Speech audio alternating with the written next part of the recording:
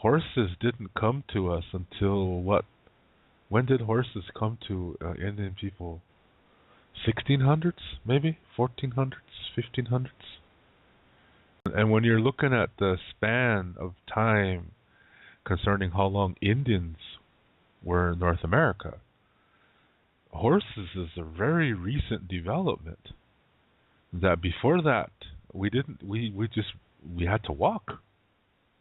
A lot of people have this theory that when horses came into North America through the Spanish conquistadors in the southwest and their horses got away because the pueblos were wiping the Spanish out, that Lakota people, once they were able to,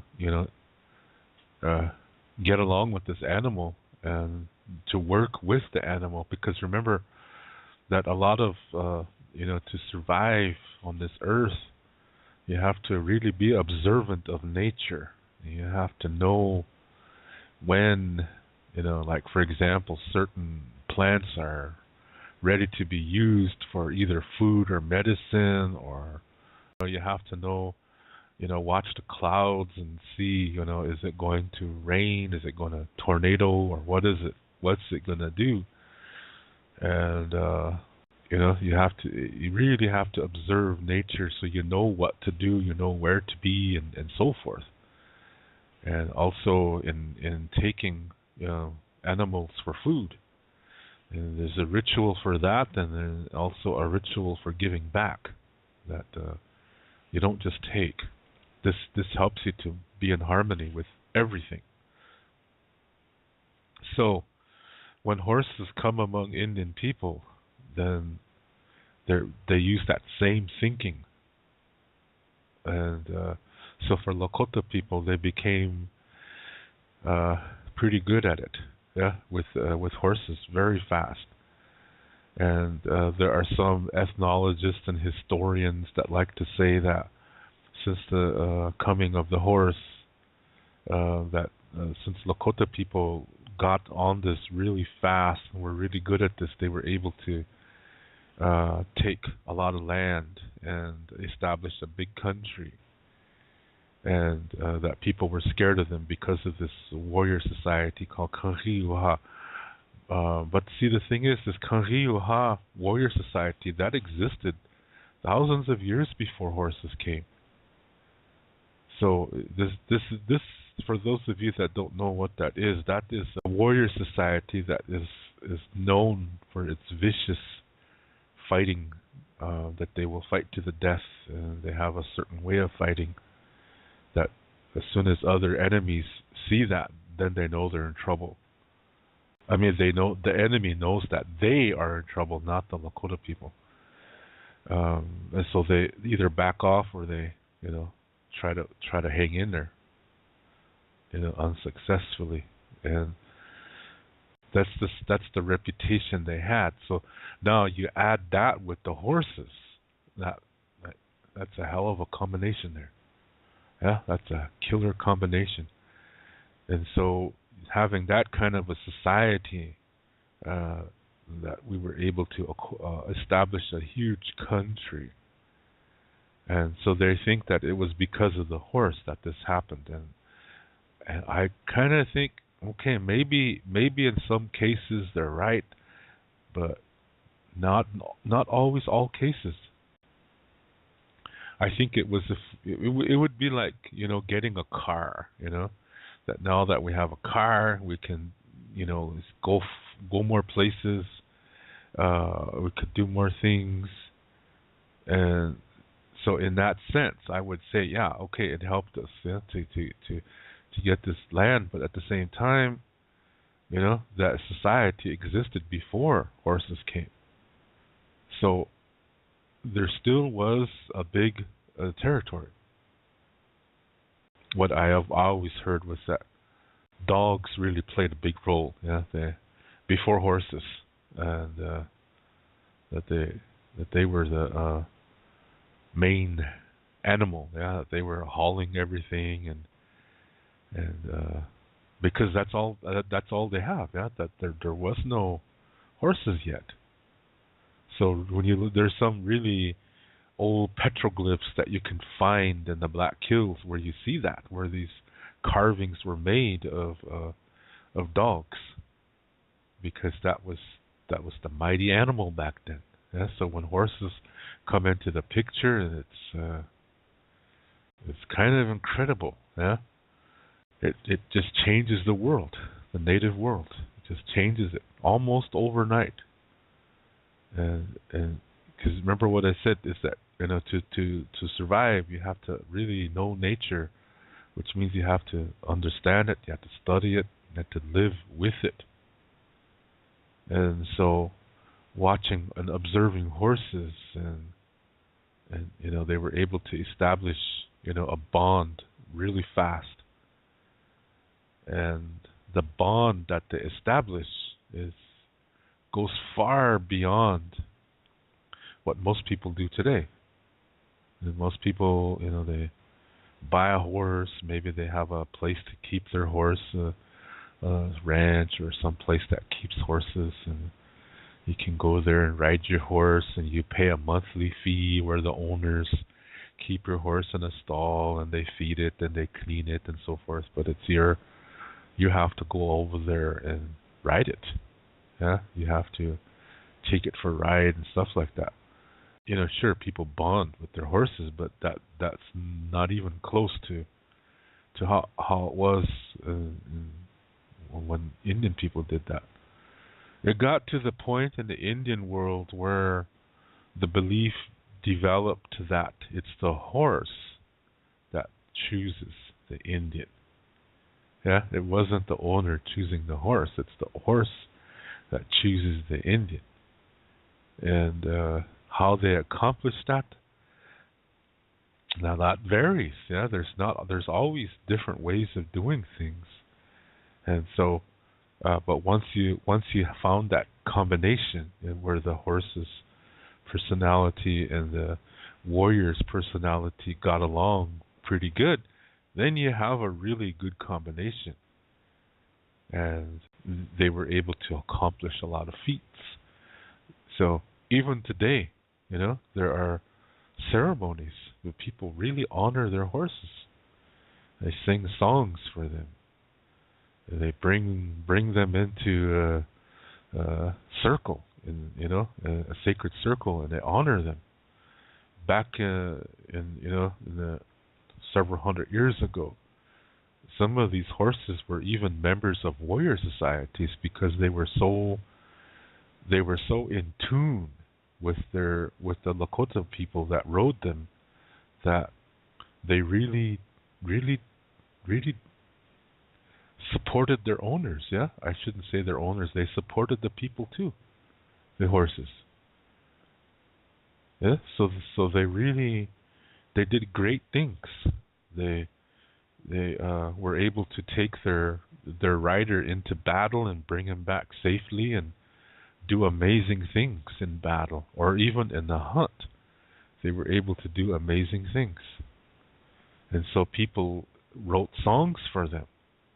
Yeah, they would bring them into a circle, and people make a circle, and the horse is brought in. They honor the horse. They have a song. He has an honor song, and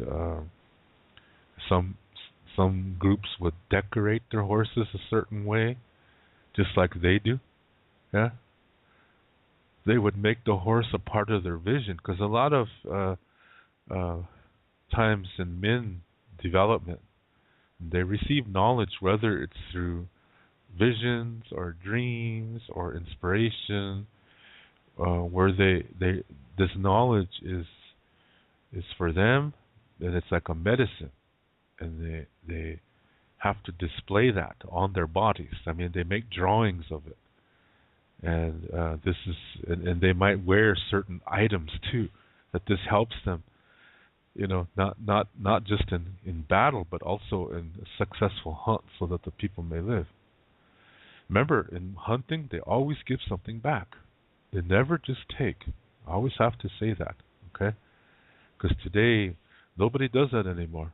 People they go hunt, they kill something, cut its head off, put it on the wall, and look at what I did. Yeah, that's we didn't do that. That's kind of dishonorable. We don't treat animals like our ancestors did. Huh? Now we're like the Christians. We think we're above them, and we think it's an honor to cut their head off and put it on the wall, which I think is really stupid. So with the horses, like I said, sometimes the rider will put the same markings on his horse, and horses are also associated with the West, and that has to do with cleansing. And so a lot of times they draw those elements from the West. They'll put these lightning marks on their up and down their legs and their neck, down the face, the back, and they'll put hail, draw like hail as well, HAIL, hail, hailstones, because that's part of the cleansing process. Yeah, and it is meant to, so that to cleanse away anything that wishes to harm them. So sometimes they do that too.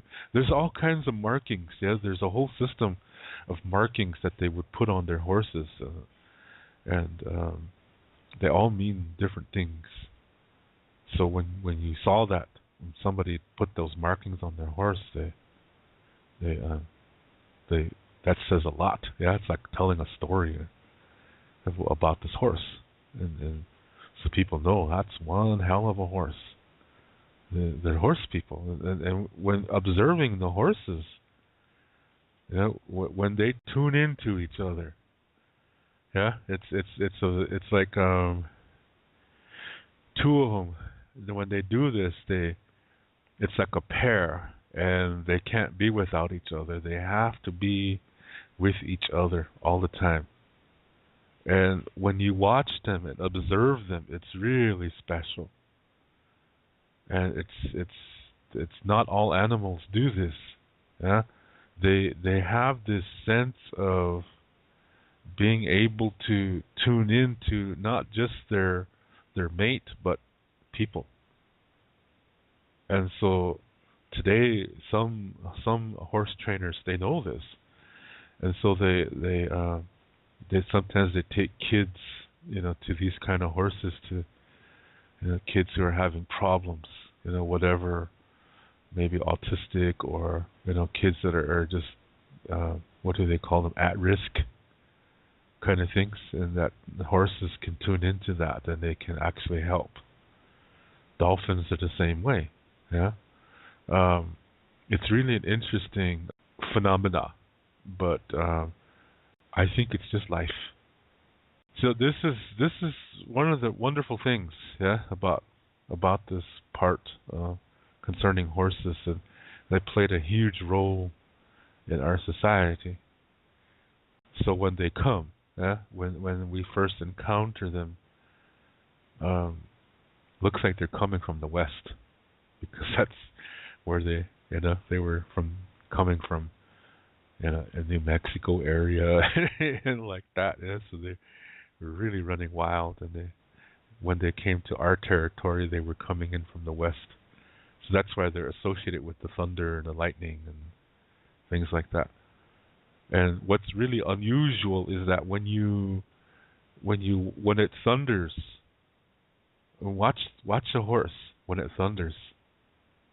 It's like it wants to play. Yeah, it really gets excited, and I saw one time I saw a colt, and for those of you that don't know what a colt is, that's kind of like a young horse, a baby horse, and its mother. And this colt was just playful. I never seen a colt like that. So playful. It was really running back and forth and kind of like showing off kind of thing. It's really having a good time. It was thundering, yeah, and it was doing that. It was really having a good time. So it's odd that it really is an association with the thunder concerning horses. What the horse means, I mean, what it does for our society, literally transforms it overnight into, you know, it's like we're able to do more because we can travel now. We can travel further. You know, we can accomplish a lot more.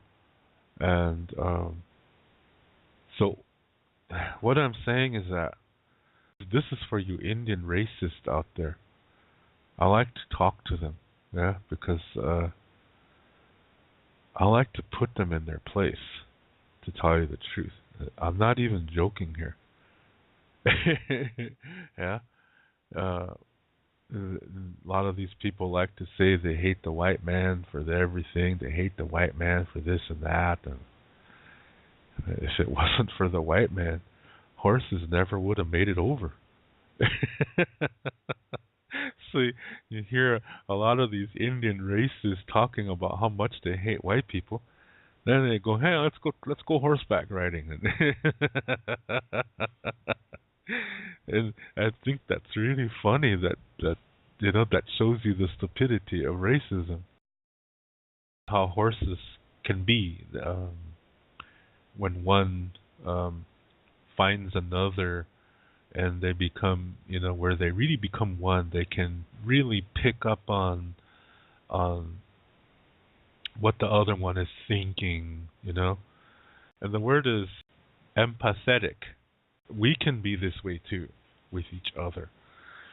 And I think that needs to happen more. And I think that's what we can learn from horses. That the way they are to each other, these empathetic pairs, they call them, that we can be like this too, that and so that but we do this in a healthy way, that we do it in a way where we help one another, because some people can pick up on this, but they use it in a selfish way. Yeah, they use it in a way to take advantage of others, like these spiritualists in England that all are pretending to be psychic mediums, and they say they have messages from your dead relatives, and they get to know you. You actually are the one who's giving all the information to them. Yeah, and they know how to read it from you. And this is not a special psychic ability. This is a con artist game here. Yeah, that they know how to take this information from you, and they make it look like, the spirits from beyond are telling me, when really you gave the information out. You weren't even aware of it. Yeah, they picked up on what you're about, and then they just use that information, and they use it against you to get money from you. Again, deception. Yeah, and so anytime when you take something, you have to focus on the healthy way of using it. There's always going to be an unhealthy way, so you have to know what that is too, so you're aware of it. Yeah. And that you don't do it, but you're aware of it. That way you have knowledge. And that's good. Yeah? Knowledge and wisdom. It's good things. So, but it's nice when we're able to do this in a healthy way, and so that we can, because sometimes like people might be going through something really hard, and you don't, they just don't know what to do or anything. So you just get this feeling. And so you just ask them, and then you find out that they're going through a bad time, and they would like help and this and that and the other and whatever, and so you take it from there. And I think more of us need to do this, because that's a healthy communication, and whatever we send out comes back stronger, healthier, yeah. So, according to that natural law of generosity, so that's why I said it'd be good if more of us could live in a healthy way, so that we become empathetic, and help one another because we're designed that way. We were meant to do that. And it's our separation from our sacred center that leads us to our selfishness, where we use these things to take advantage of other people for money. Yeah, that's unhealthy. And that's going to come back to that person 4 times as strong in an unhealthy way. So it's how you choose to live your life that tells what kind of person you are. It's not the color of your skin, it's not your religion, and it's not. That's all focusing away from your sacred center and keeping you away from your sacred center. So just something to think about. Yeah, and like I was saying, talking about horses, a lot of people out there, who are taking care of horses. Like I know several people in Switzerland that are really horse people, and they know this, and they try to be this way too. They are learning this from their horses. Yeah, they learn a lot from their horses. They see that they're more. That's why they're more open. Yeah, they're more open to people who, doesn't matter what your background is, they take the time to check you out. So that's a nice thing. Yeah. So it's just, I was just thinking about this, earlier today, about how the horses really affected our society in North America. But it doesn't have to end there. We can still learn from horses and how to be this empathetic way that we can, especially if you're a parent. This would really, really do help, yeah, because we need this more than ever. So, anyway, this whole idea of being empathetic, I think, is something we should really think about. Yeah, that animals are this way, and we can be too, and we do this in a healthy way. Man, we could be really helping a lot. Helping each other quite a bit, and just bond with each other like this. And all of that is a healthy communication. That they receive their help, you sent out something healthy that's going to come back to you 4 times as strong. It's all wonderful, and that's all going to affect the earth in a really, really nice way. Yeah? So that's what's important. That and part of that includes not seeing people as skin colors, or as Republicans and Democrats and religions, but as human beings. Yeah? And maybe that'll influence them. Yeah? That they didn't expect that help coming from a person like you, because you're so damn good. They didn't realize that. Now they know. So now they're going to be like that too. And you started it. It's all your fault. See what I mean? It's wonderful.